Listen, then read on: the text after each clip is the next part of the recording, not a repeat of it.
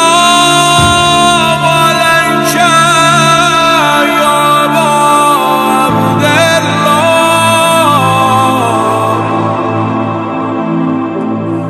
وعلى الأرواح التي هلت بفنائك عليك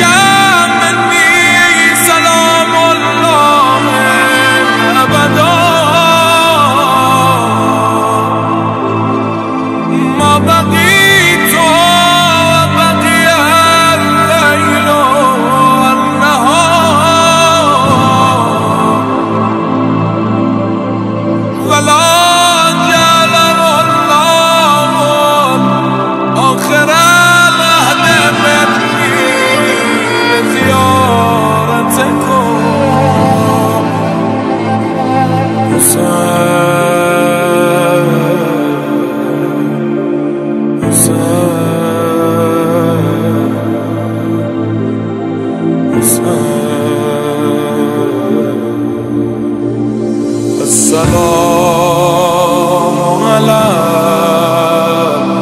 حسين وعلى علي بن حسين وعلى أولاد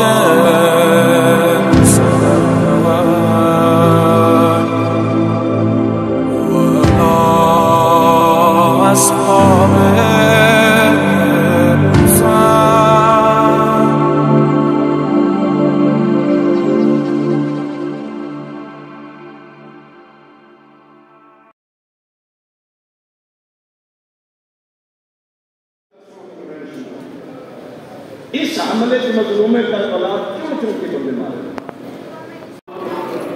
जिथे हर जाहिल जाके दोन बदनाल हदिया मकिया तुल्ला भी पड़ गए जिथे आए भज के घोड़े को ज़हरा दा पोतन लह दिया जेड़े बंदे नो मेरे ते यकीन ना आवे इमाम ज़माना दा ज़्यादा देना या बड़े परमेंदे मेरा सलाम मेरे उस्ताद दे जेड़ा भज दे घोड़े को सच्चे रुखसार दे बाहर सरदार में कदम ले जाके सुन जनाब बदल गए मेरी ज़मीन खाती अपने आप वाले दो चार कितने लोग चले बाहर वाला लग गए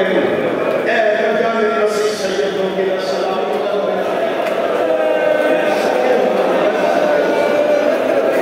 जिन्होंने समझ आई है तो आएगा रुकना रुकना रुकना 2 मिनट रुकना हुसैन नवाज उठेंगे तो उठेंगे